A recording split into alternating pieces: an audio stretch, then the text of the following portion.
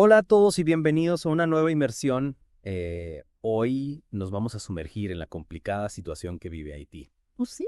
a través del análisis de un documental de Deobie, documental que la verdad es que nos ha dejado impactados. Sí, a mí también me ha impactado mucho. Como sabéis, Haití se encuentra bajo el control de poderosas pandillas que dominan gran parte de la capital Puerto Príncipe. Sí. Lo que vamos a intentar comprender en esta inmersión es cómo se ha llegado a esta situación, qué implicaciones tiene para la vida diaria de los haitianos y qué posibles soluciones se plantean. La verdad que el documental nos ofrece una perspectiva bastante cruda de la realidad. Totalmente sí, es bastante cruda. La verdad que el documental no se anda con rodeos y nos muestra la realidad tal cual es. Y uno de los aspectos que más nos ha impactado es la figura de Caporal, Sí. uno de los líderes de pandillas más poderosos y temidos del país. Sí, El documental nos lo presenta casi como una figura mítica, sí, sí. un personaje que se jacta abiertamente de su poder y control sobre la ciudad. Es que resulta escalofriante ver cómo Caporal, cuyo nombre real es Renel Destina, se presenta ante la cámara sin ningún tipo de pudor, habla de sus soldados, de las armas que posee, del control que ejerce sobre barrios enteros, y lo hace con una naturalidad que da mucho que pensar. Claro, porque esto nos lleva a una reflexión más profunda. ¿Cómo es posible que un personaje así haya llegado a tener tanto poder? ¿Qué dice esto de la situación de Haití? Precisamente el documental nos da algunas pistas. Vemos cómo la falta de acción por parte del gobierno, la corrupción endémica y la pobreza extrema han creado un caldo de cultivo perfecto para el surgimiento de estas bandas. Es decir, que las pandillas no son solo un problema de seguridad, sino un síntoma de un problema mucho más profundo. Exacto, y lo más preocupante es que en muchos casos estas bandas han llegado a suplir las funciones del Estado, ofrecen protección a la población a cambio de lealtad.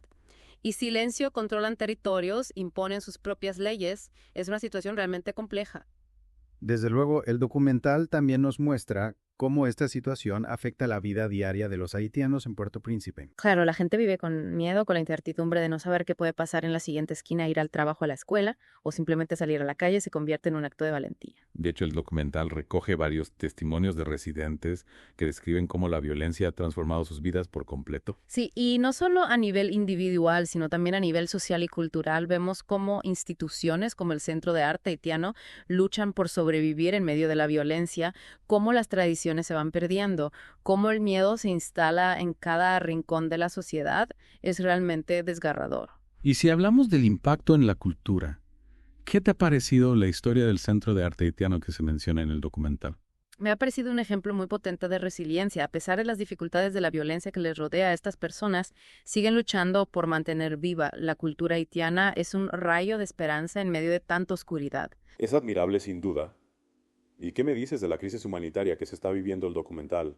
También nos ofrece una imagen bastante cruda de la situación de miles de desplazados que han tenido que huir de sus hogares por la violencia. Es una situación dramática, familias enteras que lo han perdido todo, que viven hacinadas en campamentos improvisados sin acceso a servicios básicos, con la incertidumbre de no saber qué va a ser de sus vidas, y lo peor de todo es que la ayuda humanitaria llega a cuentagotas. Efectivamente, el documental nos muestra la historia de varias familias que han tenido que abandonar sus hogares y que ahora viven en condiciones infrahumanas.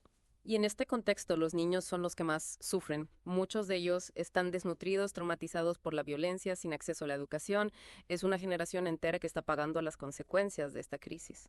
Es terrible, y mientras tanto parece que la comunidad internacional no termina de reaccionar con la contundencia que la situación exige. Bueno, el documental menciona algunas medidas que se han tomado, como las sanciones impuestas por Estados Unidos y Canadá a algunos exfuncionarios haitianos por corrupción y vínculos con las pandillas, pero es evidente que no es suficiente. Claro, se necesita una respuesta mucho más coordinada para abordar las raíces del problema y para eso es fundamental comprender cómo se ha llegado a esta situación. Exacto, y aquí es donde el documental nos ofrece una revelación bastante inquietante.